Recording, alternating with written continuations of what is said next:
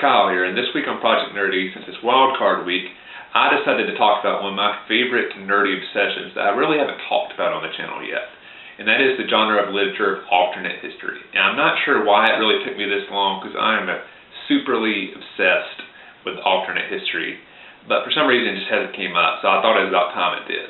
And for those that are not familiar with the genre of alternate history, basically what it is taking a fiction novel and setting it in some historical event period, but it's changing one key aspect of the history from what really happened. The examples that most people are familiar with is the South winning the Civil War or Germany winning World War II. But there's countless other examples of what the background could be. It could be something as simple as the Roman Empire lasting 100 years longer than it really did in our history. Or it could be something dramatic, such as Japan, after they bombed Pearl Harbor, they also invaded Hawaii. I've seen genres that also bring elements of sci-fi, or should I say books that bring elements of sci-fi. For example, there's one book and series, in fact, that the basic concept is during World War II, an alien army invades Earth and tries to conquer it. And the book is basically exploring how the warring nations would respond to this alien threat. You'll also get alternate history books that will bring in elements of fantasy. So there's one series that is set during the Civil War, but in this world, magic is real. So you have the Confederacy and the Union, but you also have wizards who are using magic on the battlefield, what makes for a very interesting storyline.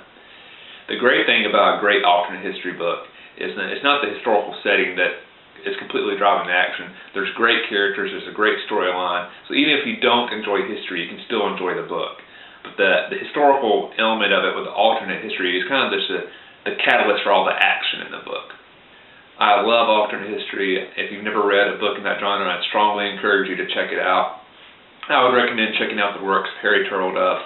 He's one of my favorite authors of all time. I've read countless books by him, probably 30, 40 of his books. Here are just a few. He's wrote countless ones. Every book of his I've ever read, I've really enjoyed a lot.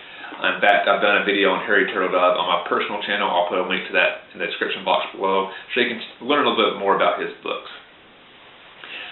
This leads to my nerdy question to the viewers this week.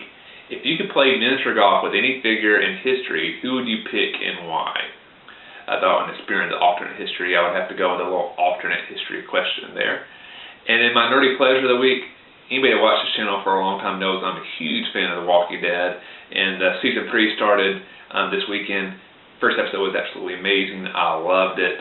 Made me super excited for the rest of the season. It's such a great episode. If you saw the first episode, let me know in the comments what you thought of it. Look forward to seeing responses to my nerdy question. Hope you read an alternate history book soon. And Holly, I'll see you tomorrow.